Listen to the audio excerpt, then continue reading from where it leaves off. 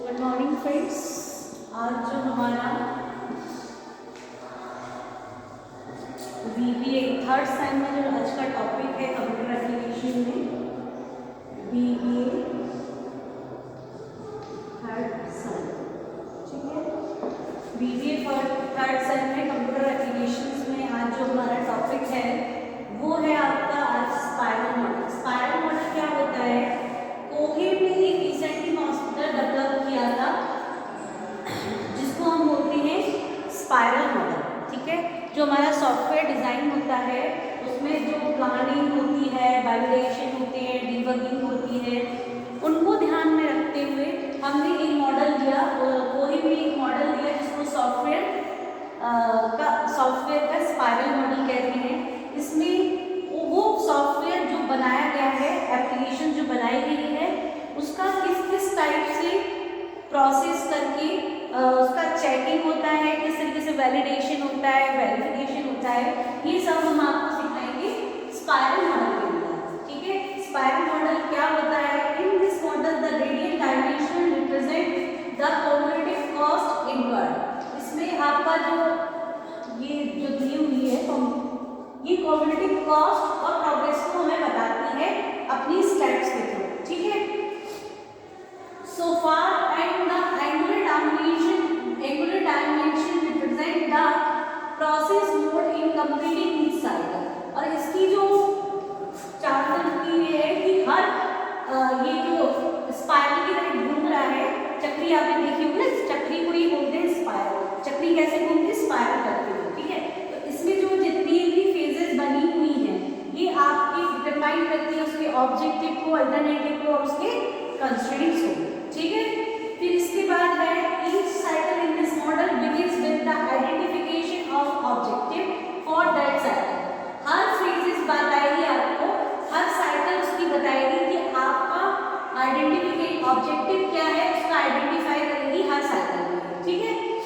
The different alternatives for that cycle, the different alternative that are possible for achieving the objective. इसमें जितने भी alternatives दिए गए हैं वो अल्टरनेटिव इसलिए दिए गए हैं क्योंकि हम उसके थ्रू अपने ऑब्जेक्टिव को गेन कर सकें, ठीक है।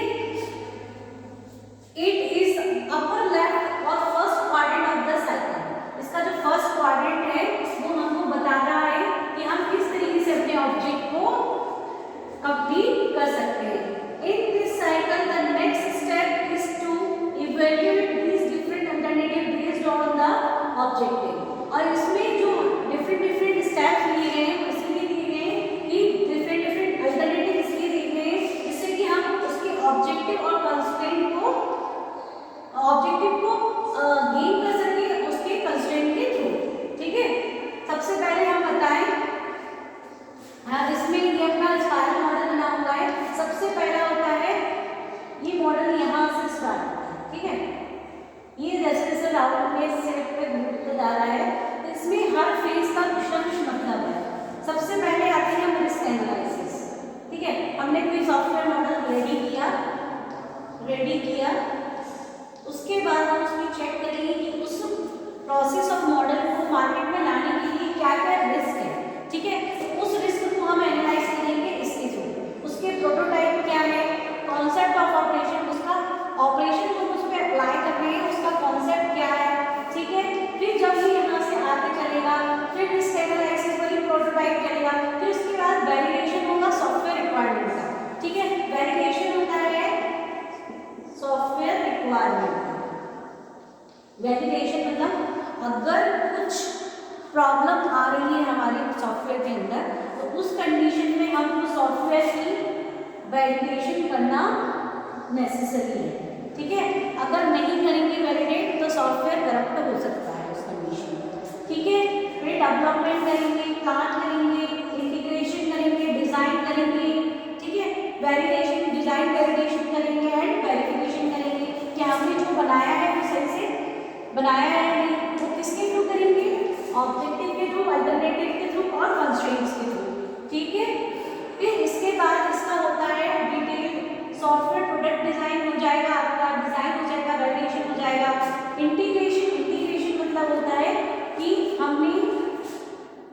सॉफ्टवेयर बनाया, ठीक है, उसमें डिफरेंट डिफरेंट पार्ट्स होंगे, उस सॉफ्टवेयर को छोटे छोटे मॉड्यूल्स में ब्रेक करो, ठीक है, उसको ब्रेक करने के बाद उसके हर पार्ट, इंटीग्रेशन का मतलब होता है पार्ट में डिवाइड करना, ठीक है, पार्ट में डिवाइड करके उसके हर मॉड्यूल को टेस्ट करना, ठीक है, अगर टेस्टिंग में वो सही पाया गया तो हम उसको जितने भी अपने जो मॉड्यूल हैं उनको आपस में कनेक्ट कर देंगे और प्रॉपर सॉफ्टवेयर को डिजाइन कर देंगे उस कंडीशन में, ठीक है।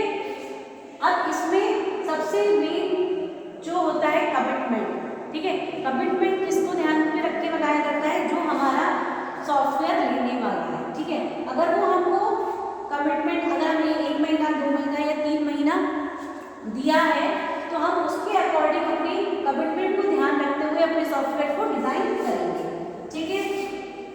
ये सब implementation, acceptance test, integration and test, ये सब इसी, देखो सबसे पहले हम करते हैं सॉफ्टवेयर को डिजाइन, पहले प्लान करेंगे,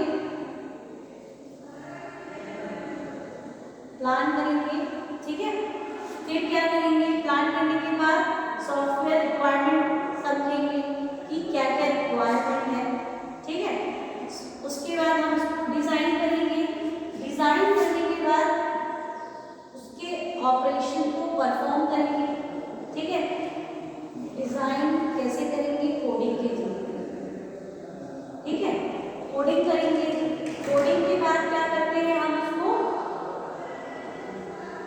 कोडिंग कैसे करेंगे, इंटीग्रेशन से, छोटे छोटे मॉड्यूल्स को डिवाइड करके इंटीग्रेट करके उसकी कोडिंग करके और डिजाइन करके तो उनको एक साथ जोड़ते। यूनिट टेस्ट होता है कि हर मॉड्यूल को छोटे छोटे पार्ट्स में उनकी यूनिट टेस्टिंग करना, ठीक है, इंटीग्रेशन हो गया, फिर वैलिडेशन होगा, वैलिडेशन कब होता है, जब हमारे पास कोई एरर आती है तो उसको बोलते हैं डीबग करना, ठीक है, डीबग करेंगे, उसके बाद क्या होगा, फिर उसके बाद हम उसको design, coding, integration, validation and then testing, उसके बाद हम टेस्टिंग करेंगे और उसके बाद टेस्टिंग के बाद कमिटमेंट कंप्लीट। इस तरीके से हमारा जो सॉफ्टवेयर है वो तैयार होता है।